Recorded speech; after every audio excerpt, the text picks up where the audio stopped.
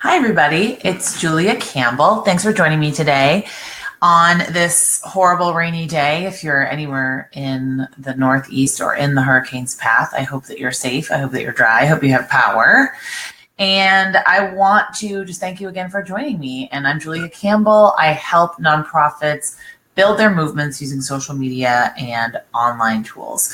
I'd love if you could just take a second to tell me where you are watching from today. So just write it in the comment section. I really enjoy seeing where people are from. I'm broadcasting from lovely Wenham, Massachusetts, north of Boston. Really cold, really wet and rainy out today. And once again, I'm doing this at 3 p.m. and that's completely fine. If you're watching the replay, thank you. And let's get started. I've got some slides to share with you today. And we're going to do some real talk. We're going to do some tough love and some real talk today. Okay. So the impetus for this PowerPoint presentation, which is not really a PowerPoint presentation, I kind of just whipped up the slides based on some ideas that I had jotted down once again on a receipt and on a notebook in my car. That's when I get my best ideas, not driving. I actually had pulled over so that I could write this down. I was thinking about the number one challenge faced by my clients and faced by the nonprofits that I talk to every day, and that is overwhelm. Wearing too many hats, I have too much on my plate, I'm overcommitted, I can't get it all done. And I wanted to really unpack that for a moment and talk about what the reasons are that you might be overwhelmed, but not really that, but really give you some firm strategies you can do this today to stop being overwhelmed and to really start getting it all done. Because honestly, this is something I can completely identify with because I'm a business owner. I run my own business. It's just me. My husband is my chief financial officer and he's really amazing. And I have 2 young kids and friends and family members and all sorts of interests and all sorts of things that I do. And my to-do list is pretty crazy. So since I've started implementing some of these methods, and I pulled them from all sorts of different sources, because I don't really think there's one productivity book or one task manager app or one checklist or one planner that's going to work for you. So I'm just going to tell you what's worked for me, which is what I like to do. First of all, I created a great little one-sheet planner. It's called your Champagne Moment Daily Planner. And we'll talk about what is a champagne moment and why is it so important in just a minute. But if you want to grab it, go to jcsocialmarketing.com/daily planner and you can grab it. And it's really, I think it's nice. I'm not a graphic designer, but I think it turned out well. So I wanted to know, first of all, if any of these sound familiar. If they do, raise your hand, say yes, say hell yes. You wake up in the morning dreading tackling your to-do list. So whether or not you did 10 tasks yesterday out of 15, you still wake up in the morning, you're like, oh my God, my to-do list is never, ever going to be complete. At the end of the week, you feel like you worked really hard and you were super busy, but yet you didn't really accomplish anything. You didn't get towards whatever your goal might be. Your nonprofit might not be hitting your quarterly targets. I hope you have quarterly targets. You might even have monthly targets, despite the fact that you feel stretched so thin. So if this is something that you can relate to, I'm just gonna make sure that people can see me, then make sure you let me know in the comments. Actually tell me which one of these is the worst, 1, 2, or 3.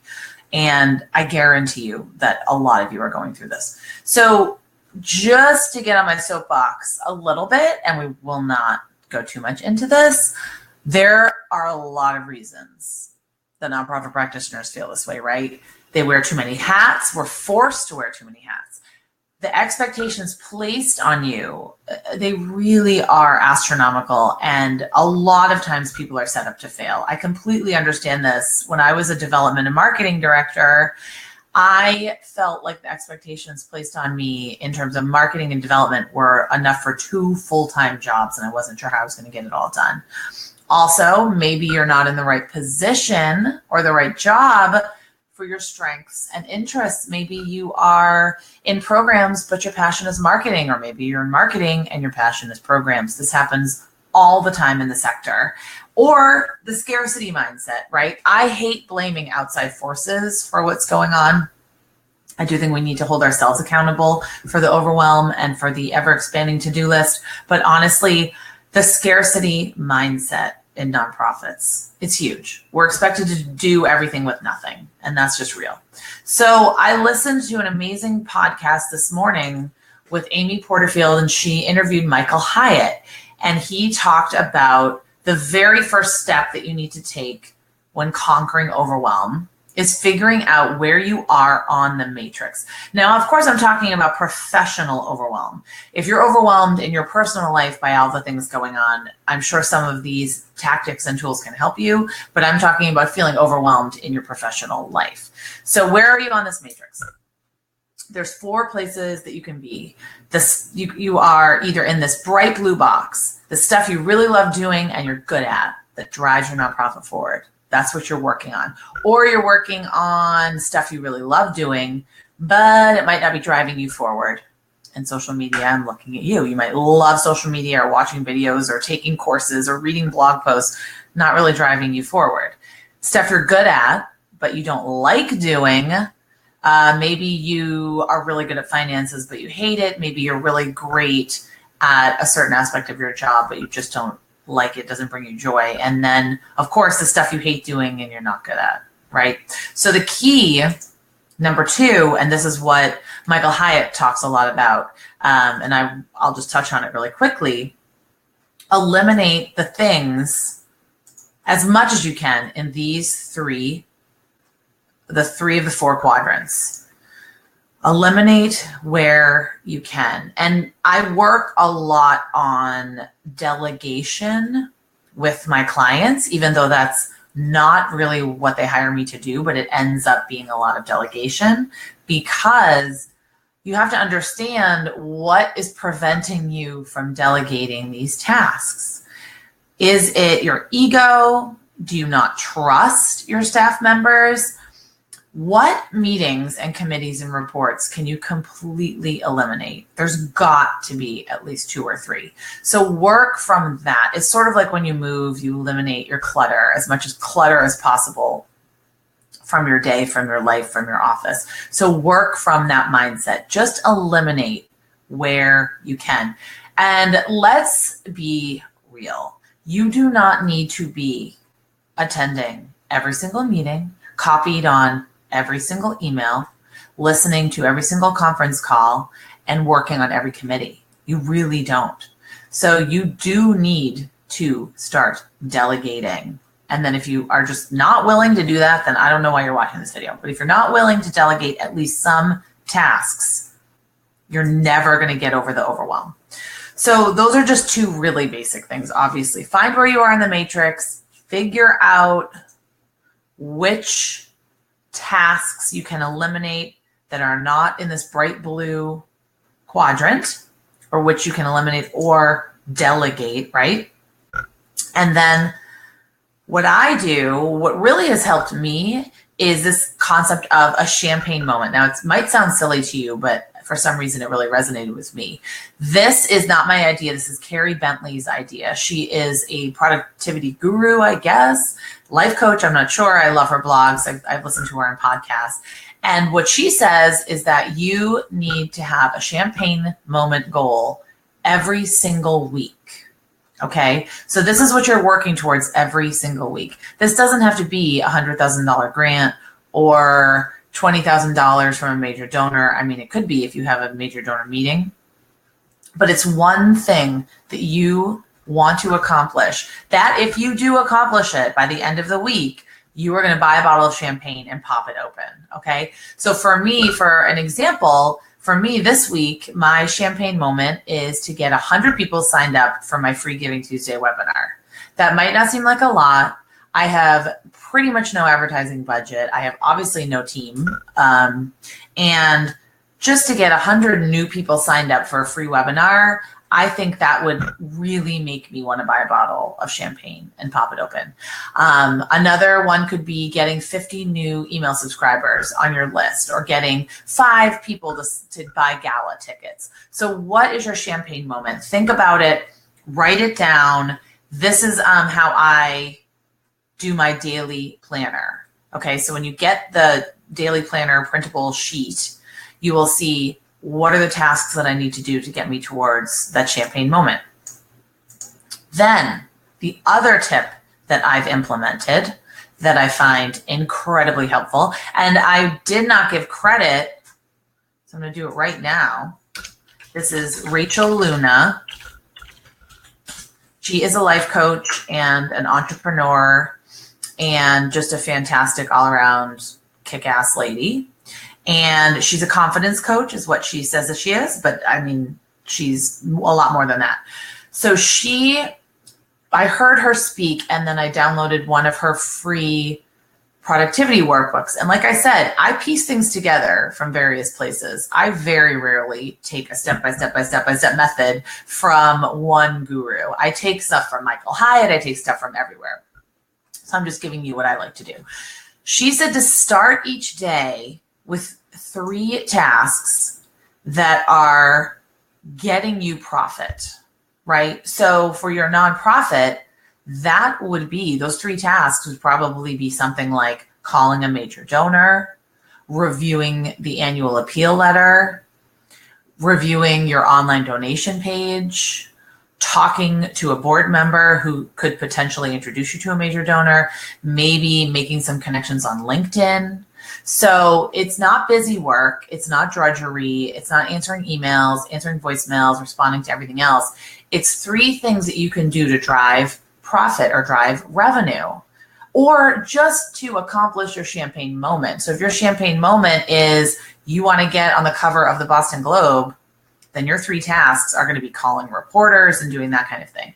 So for me, what I like to do is, my first 3 tasks of the day could often be calling a client, finishing up a proposal, following up with a lead, 3 things. It could take you 20 minutes. It could take you 2 hours, but starting out your day with that, and you will always be on track.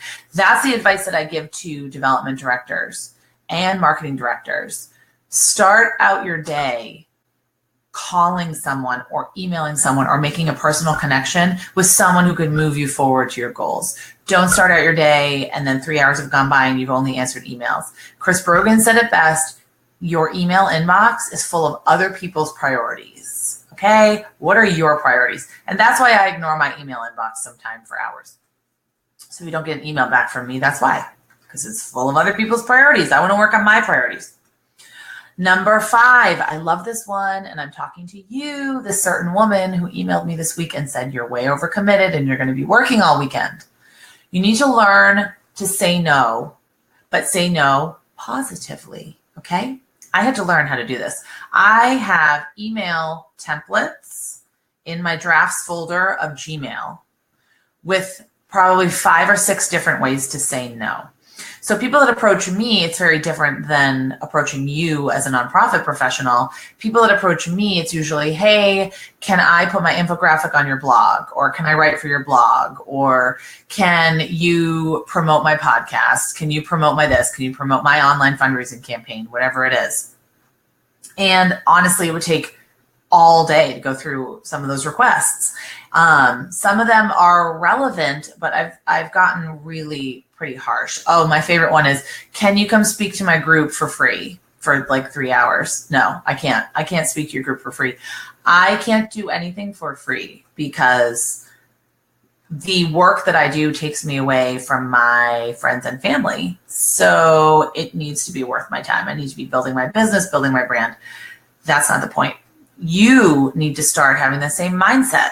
Okay. If it's not going to, at the end of the day, push your nonprofit forward, build your movement, then you need to say no. You need to start saying no to requests. So I wanted to show you a way that I found to say no in a positive way. Affirm the person's request. Say, thank you so much for asking me to do XYZ. Show that you are listening and hearing them. Repeat back what they've said. Say, I'm so honored or thrilled that you asked, but I'm going to have to decline. Or you can just say my answer is no. What you don't want to do is say, oh, maybe check back or check back with me in a week. And I know I have been guilty of this. What I'm trying to do is just say, nope, not for me at this time. And people really respect that. And then finish, if you can, with a helpful resource. Finish by being helpful. Say, here's another person that you can speak to. Here is a great blog post you can read. Here is a resource that you can check out that I feel like would help you or might be worth your while. So if it does make you feel better, file these email requests away. That's what I do. I never want to really officially delete them, but then move on to the next. Seriously, people do really respect a firm no. But you have to start saying no. You can't be a people pleaser if you're just constantly going to be overcommitted. Block out your calendar. This tip has helped me so much throughout 2017 because if it can't fit in my calendar, then I know that I physically cannot do it. So this is me every day. I say, okay, I'm going to, put my kids on the bus, pack their lunch, get them all ready. I'm going to go to spin class. I'm going to do 7 hours of work. And then even if I don't get all my work done, I'm going to do work at night. That never ends up happening. I need to block things out on my calendar. Don't simply write it on a to-do list. If it's on a to-do list, it's an idea. If it's on your calendar, it is a task. Don't simply write it on your to-do list. Overestimate the amount of time that it will take. Completely overestimate. That's something that I don't do. I say, it's just going to take an hour, and then it takes 2 hours. So this is just an example. This is for you. This is not my day.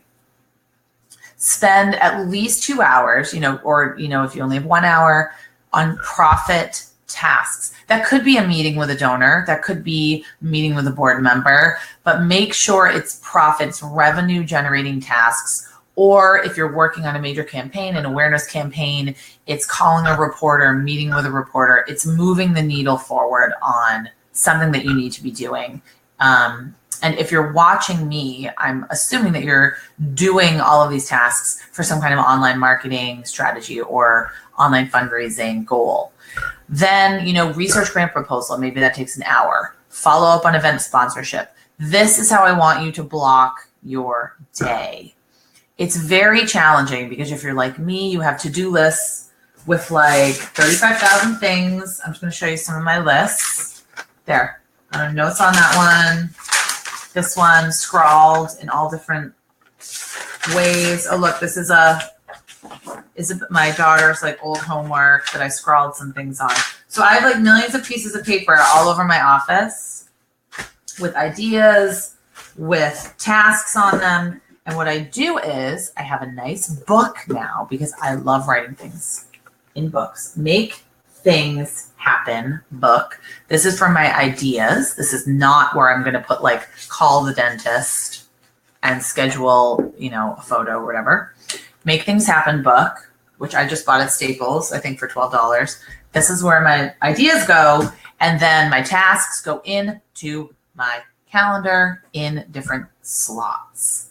And a little bit of, another tactic, I was really only going to go through 6 of them, but a little 6A is to really try to dedicate days to schedule your day for when you best can do your work. So I love this schedule because it says 4 to 5 p.m., check voicemail, answer emails, wrap up for the day. That's almost of a starter day.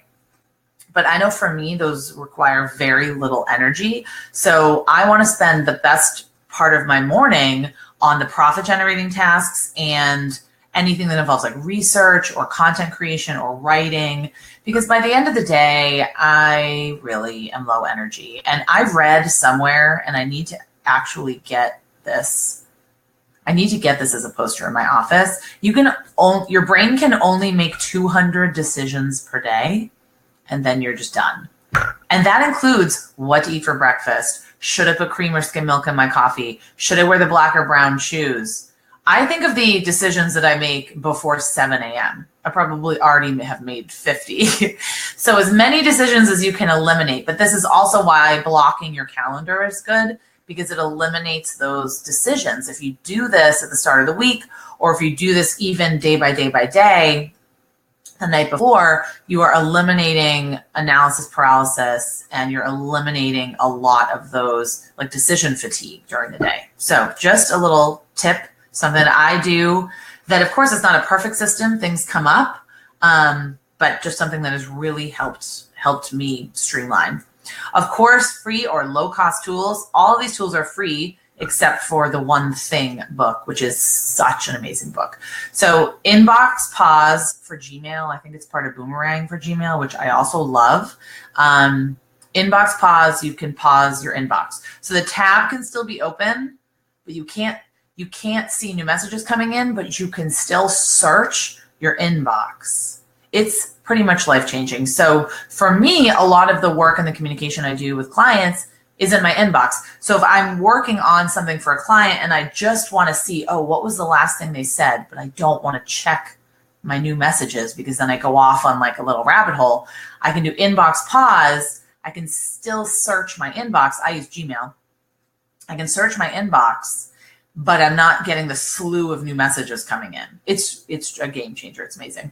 Then the other thing that I need to do that I haven't done yet, take the social media apps off your phone, right? Off your phone so you're not getting pinged all day, or just at least turn the notifications off. Or you can just do what I do and put your phone in the other room. I can't fully ignore my phone all day because I do have the 2 kids, so I can't be completely inaccessible in case something happens, but I highly recommend maybe putting it in another room. The One Thing book, read it. No excuses, go to Amazon, read it. It's all about eliminating everything. Well, not really eliminating, but focusing on the one thing that is going to move you forward and trying to sort of reschedule all the other stuff. So it's a lot like what we talked about today. Michael Hyatt, I'm obsessed with. He has a free class that I'm definitely going to take. He's going to sell his product on it, but you don't have to buy his product. Just take the free class. I think it'll be great, and I'm really excited about it. What I really believe in is eliminating and delegating tasks first before going to the tools and the software. So everybody says, what's your favorite project management app? What's your favorite productivity app? I don't need more apps, and I certainly don't need more software to figure out. I just need to eliminate more tasks. That's what I really need to do, so that when I come in the morning, I have my 3 profit tasks and 3 other things that I have to get done. And everything else maybe will get done or maybe won't get done. So really that's the way I do it. So if you want to grab my 1-page planner, write down your champagne moment. What is your champagne moment for next week? I really want to know, actually. If you could email me, or if you want to just write it in the comments, write your champagne moment down, and let's all hold each other accountable for our champagne moments. So I'm almost at 100 registrations on my webinar. Really excited about that. But definitely go get this planner. And I really hope that you enjoyed being with me today. And I hope that you'll join me for a future Facebook Live. And my daughter should be getting off the bus any moment now. So I am going to stop the broadcast. Thank you all so much. Have a great weekend and take care. And like I said, share your champagne moment with me in the comments. Take care.